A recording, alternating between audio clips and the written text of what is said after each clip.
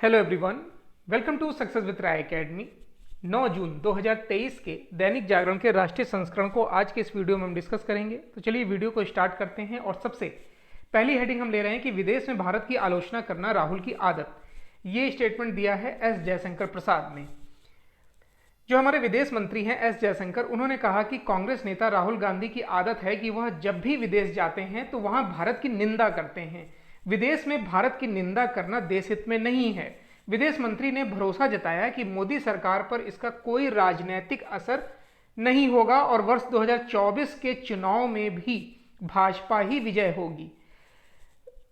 राहुल गांधी मोदी सरकार पर आरोप लगाते हैं कि वह भारत में लोकतंत्र को खत्म कर रही है। नरेंद्र मोदी सरकार की 9 वर्ष की उपलब्धियों की जानकारी देने के लिए आयोजित प्रेस कॉन्फ्रेंस में विदेश मंत्री से राहुल गांधी के बयानों को लेकर कई सवाल पूछे गए, जिनका जवाब देते हुए उन्होंने कहा कि राहुल गांधी की आदत है कि वह जब भी बाहर जाते हैं तो भारत की निंदा करते हैं, भारत की राजनीति पर टिप्पणी करते हैं। दुनिया देख रही है कि भारत में चुनाव कराए जा रहे हैं, कभी एक पार्टी चुनाव जीतती है तो कभी दूसरी। अगर भारत में लोकतंत्र नहीं है तो यह परिवर्तन कैसे हो रहा है? वैसे वर्ष 2024 का परिणाम क्या होगा हम सभी को पता है। भारत में लोकतंत्र है, यहाँ राजनीति होती है, वह अपनी राजनीति करते हैं और हम अपनी राजनीति करते हैं। नेक्स्ट न्यूज पर आते हैं। आरबीआई ने ब्याज दरों को फिर स्थिर रखा, ईएमआई में नहीं होगा कोई भी बदलाव। होम लोन और ऑटो लोन ग्राहकों को परेशान होने की जरूरत नहीं है, क्योंकि बैंक फिलहाल उनकी मासिक किस्त में यानी कि ईएमआई में किसी तरह की बढ़ोतरी नहीं करने जा रहा है। आरबीआई की मौद्रिक नीति समिति ने ब्याज दरों को बढ़ाने वाले रेपो रेट को 6.5% पर ही स्थिर रखने का फैसला किया है। देश दुनिया में महंगाई की स्थिति में सुधार को देखते हुए यह निर्णय लिया गया है। आरबीआई गवर्नर की अध्यक्षता वाली एमपीसी में 6 सदस्य होते हैं, जो महंगाई की स्थिति के आकलन पर देश में ब्याज दरों को तय करते हैं। एमपीसी की बैठक हर 2 महीने पर होती है और यह लगातार दूसरी बैठक है जब ब्याज दरों को बढ़ाने का फैसला नहीं किया गया है। प्रेस कॉन्फ्रेंस में RBI governor doctor Shaktikanta Das के रुख से साफ है कि केंद्रीय बैंक अभी देश की आर्थिक विकास दर को तेज करने को ज्यादा तवज्जो देगा। महंगाई को लेकर उन्होंने कहा कि केंद्रीय बैंक के स्तर पर सतर्कता यानी जो आकलन है वो बना रहेगा। पिछले वर्ष महंगाई की स्थिति लगातार बेकाबू हो रही थी, तब आरबीआई ने मई 2022 के बाद कुछ महीनों के भीतर ही रेपो रेट को 4% से बढ़ाकर 6.5% कर दिया था। इससे home loan, auto loan, personal loan व दूसरे कर्ज की दरों में 2% की बढ़ोतरी हो गई थी। अब महंगाई की दर नीचे की तरफ है, तो अप्रैल 2023 में खुदरा महंगाई की दर 4.7% रही थी, जो नवंबर 2021 के बाद से सबसे कम है। चलिए अब नेक्स्ट न्यूज पर आते हैं।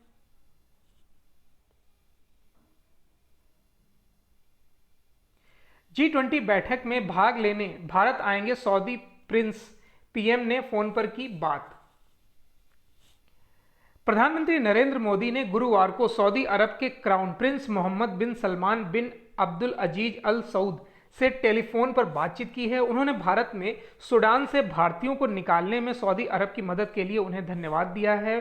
पीएमओ से जारी बयान के मुताबिक फोन पर बातचीत के दौरान दोनों नेताओं ने द्विपक्षीय सहयोग व वैश्विक मुद्दों पर विचारों का आदान प्रदान किया है। इस दौरान प्रधानमंत्री ने सऊदी अरब के क्राउन प्रिंस को आगामी हज यात्रा के लिए शुभकामनाएं भी दी हैं।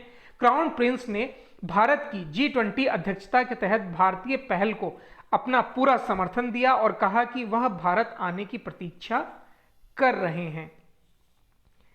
नेक्स्ट न्यूज है कि क्रेडिट अंक पूरे तो मिल जाएगा डिग्री डिप्लोमा। देखिए, जो नई एजुकेशन पॉलिसी है उसके तहत ये न्यूज है।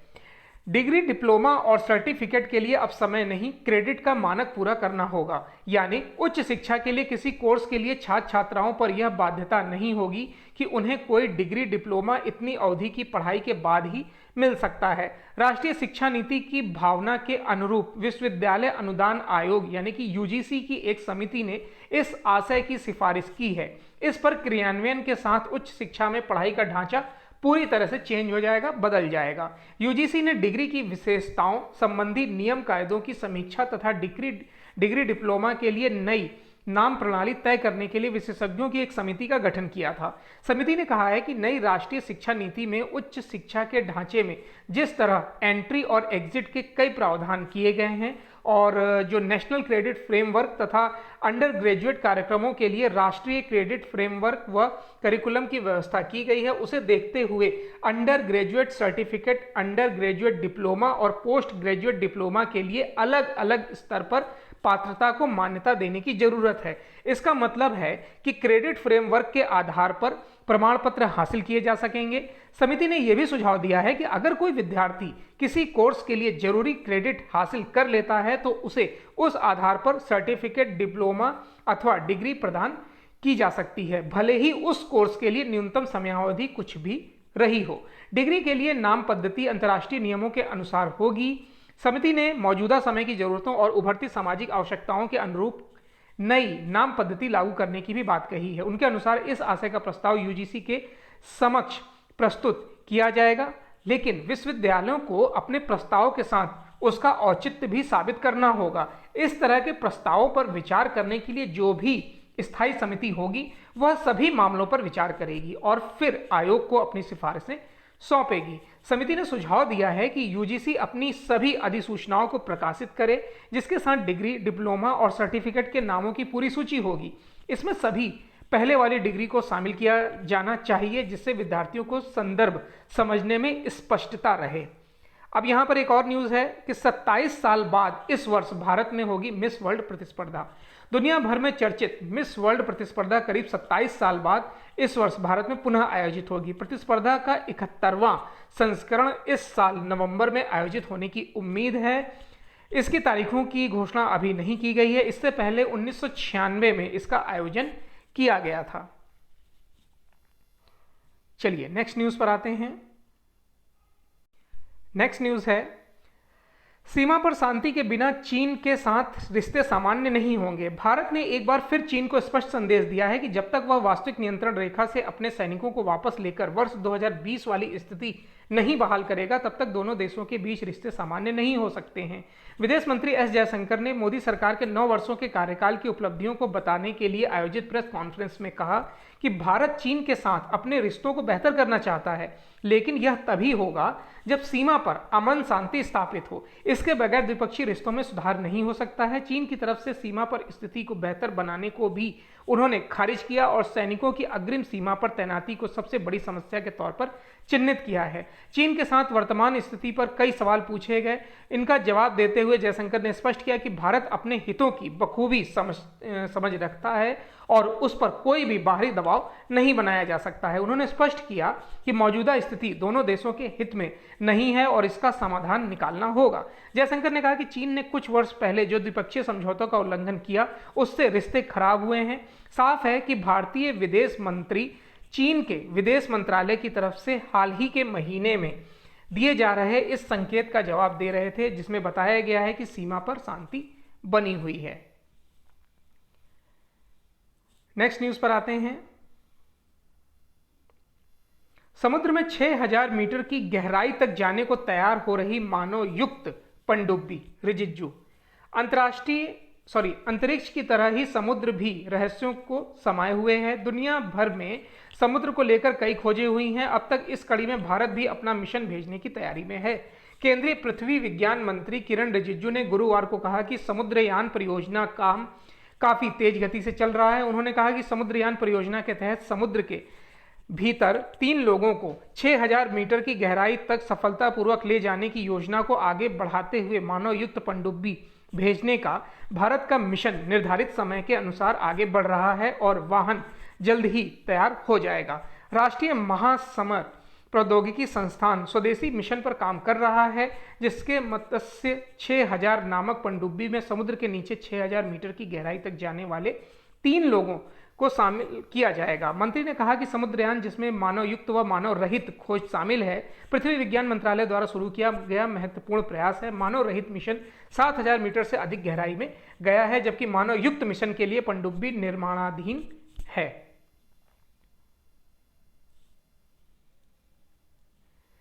नेक्स्ट है कि रेलवे स्टेशनों पर ज्यादा लोगों को मिलेगा रोजगार।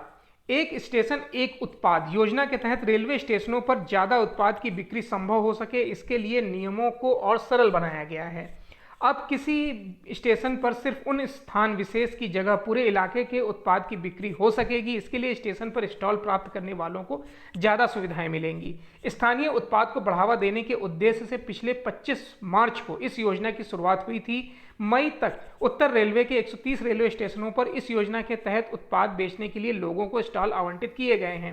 राष्ट्रीय डिजाइन संस्था अहमदाबाद ने OSOP स्टॉल यानी कि एक स्टेशन एक उत्पाद स्टॉल का डिजाइन तैयार किया है। इसके अंतर्गत स्थानीय कलाकारों द्वारा बनाई गई कलाकृतियों, बुनकरों द्वारा तैयार कपड़े, हस्तशिल्प, कृषि उत्पाद, प्रसंस्कृत खाद्य पदार्थ बेचे जाते हैं। पहले सिर्फ स्टेशन और उनके आसपास के स्थानों के उत्पाद को बेचने की अनुमति होती थी, अब इसका दायरा बढ़ा दिया गया है।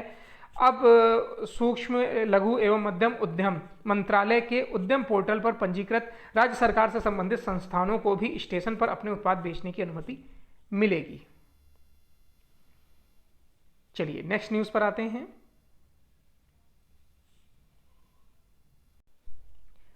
नेक्स्ट न्यूज है बिजनेस पेज से कि बैंकों में अब तक वापस आए 2000 के 50% note. RBI governor Shaktikanta Das ने गुरुवार को बताया कि 2000 के नोटों के रूप में अब तक 1.8 लाख करोड़ रुपए वापस आ गए हैं। उन्होंने भी साफ किया कि 2000 के नोटों के बाद 500 के नोट को वापस लेने या 1000 के नोट को फिर से शुरू करने का कोई इरादा नहीं है। उन्होंने यह भी कहा कि लोगों को इस प्रकार के कयास नहीं लगाने चाहिए और इससे बचना चाहिए। इस साल 31 मार्च को 2000 के नोट के रूप में 3.6 लाख करोड़ रुपए बाजार में थे, यानी कि बाजार के 50% 2000 के नोट बैंक में वापस आ गए हैं। गत 23 मई से बैंकों के माध्यम से 2000 के नोट को बदलने की शुरुआत की जा चुकी, आगामी 30 सितंबर तक चलेगी। दास ने कहा कि बाजार में प्रचलित 2000 के 85% नोट के वापस आने पर बैंकों के पास 3 लाख करोड़ रुपए की अतिरिक्त नकदी होगी।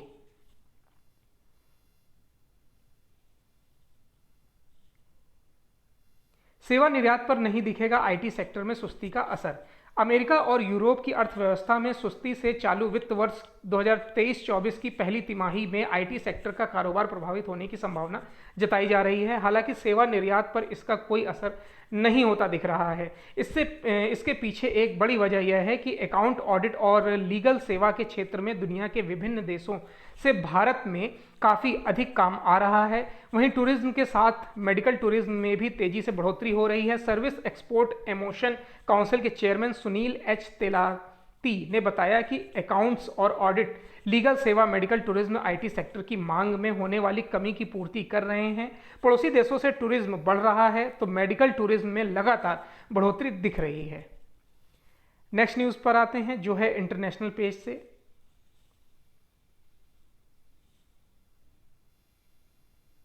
कनाडा में 700 भारतीय छात्रों पर मंडराया स्वदेश वापसी का खतरा। देखिए, कनाडा में 700 भारतीय विद्यार्थियों पर स्वदेश वापसी का खतरा मंडरा रहा है। इन पर फर्जी दस्तावेजों के आधार पर प्रवेश लेने का आरोप लगाया गया है। इनमें से ज़्यादातर पंजाब के हैं। संसद में यह मामला उठने पर कनाडा के प्रधानमंत्री जस्टिन ट्रूडो ने जांच का आश्वासन देते हुए कहा कि हर छात्र को अपनी बेगुनाही साबित करने का मौका दिया जाएगा। इसके साथ ही विद्यार्थियों के पक्ष में बुधवार को संसद की ऑल पार्टी इमिग्रेशन कमेटी ने सर्वसम्मति से एक प्रतीकात्मक प्रस्ताव पास कर कनाडा बॉर्डर सर्विस एजेंसी से वैकल्पिक रास्ता अपनाकर इन छात्रों के निर्वासन को रोकने की मांग की गई है। पीड़ित छात्र सड़कों पर उतर आए और कहा कि उन्हें आवेदन के समय इसकी कोई जानकारी नहीं थी। कहा परामर्श एजेंसियों ने उन्हें फर्जी एडमिशन ऑफर लेटर मुहैया कराए, वे इस तथ्य से अनजान थे। नेक्स्ट न्यूज़ है कि भारत और सर्बिया का रिश्ता आपसी विश्वास पर आधारित। मुर्मू, राष्ट्रपति द्रौपदी मुर्मू ने गुरुवार को अपने सर्बियन समकक्ष अलेक्जेंडर वसिक के साथ बैठक की। इस दौरान उन्होंने कहा कि द्विपक्षीय संबंध आपसी विश्वास से बनते हैं और दोनों के हित के प्रमुख मुद्दों पर आपसी समझ और सहयोग जरूरी है। हम इस महत्वपूर्ण रिश्तों की महत्वाकांक्षा रखते हैं। प्रतिनिधि स्तर पर वार्ता में दोनों राष्ट्राध्यक्षों के द्विपक्षीय संबंधों के मुख्य पहलुओं के साथ दोनों के हित के वैश्विक व क्षेत्रीय मुद्दों पर चर्चा की गई। राष्ट्रपति मुर्मू ने कहा कि भारत और सर्बिया के बीच गुट निरपेक्ष आंदोलन के समय से अच्छे रिश्ते हैं। हमारा रिश्ता आपसी विश्वास पर आधारित है हमें लंबे समय से चले आ रहे द्विपक्षीय संबंधों, विशेष रूप से व्यापार और निवेश, विज्ञान और प्रौद्योगिकी, सूचना और डिजिटल प्रौद्योगिकी के साथ लोगों के संपर्क को और बढ़ाने का संकल्प लिया है।